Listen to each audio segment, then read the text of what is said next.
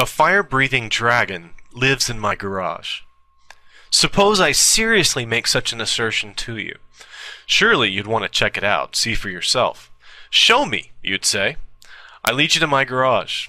You look inside and see a ladder, empty paint cans, an old tricycle, but no dragon. Where's the dragon, you ask? Oh, she's right here, I reply, waving vaguely. I neglected to mention that she's an invisible dragon. You propose spreading flour on the floor of the garage to capture the dragon's footprints. Good idea, I say, but this dragon floats in the air. Then you'll use an infrared sensor to detect the invisible fire. Good idea, but the invisible fire is also heatless. You'll spray paint the dragon and make her visible. Good idea, except she's an incorporeal dragon, and paint won't stick. And so on. I counter every physical test you propose with a special explanation of why it won't work. Now, what's the difference between an invisible, incorporeal, floating dragon who spits heatless fire and no dragon at all? If there's no way to disprove my contention, no conceivable experiment that would count against it, what does it mean to say that my dragon exists? Your inability to invalidate my hypothesis is not at all the same thing as proving it is true. Claims that cannot be tested, assertions immune to disproof are veridically worthless, whatever value they may have in inspiring us or in exciting our sense of wonder. What I'm asking you to do comes down to believing in the absence of evidence on my say-so. The only thing you've really learned from my insistence that there's a dragon in my garage is that something funny is going on inside my head. You'd wonder, if no physical tests apply, what convinced me. The possibility that it was a dream or a hallucination would certainly enter your mind.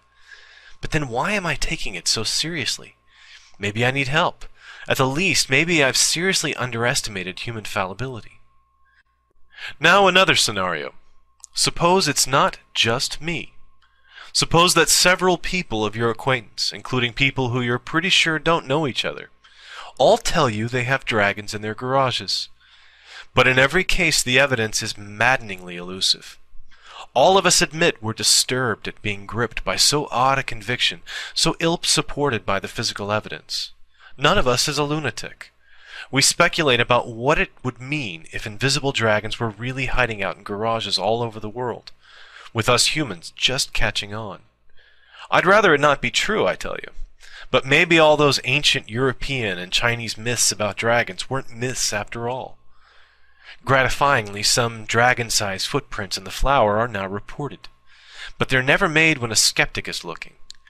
An alternative explanation presents itself. On close examination, it seems clear that the footprints could have been faked. Another dragon enthusiast shows up with a burnt finger and attributes it to a rare physical manifestation of the dragon's fiery breath. But again, other possibilities exist. We understand that there are other ways to burn fingers besides the breath of invisible dragons. Such evidence, no matter how important the dragon advocates consider it, is far from compelling. Once again, the only sensible approach is tentatively to reject the dragon hypothesis, to be open to future data, and to wonder what the cause might be that so many apparently sane and sober people share the same strange delusion. Thanks for watching.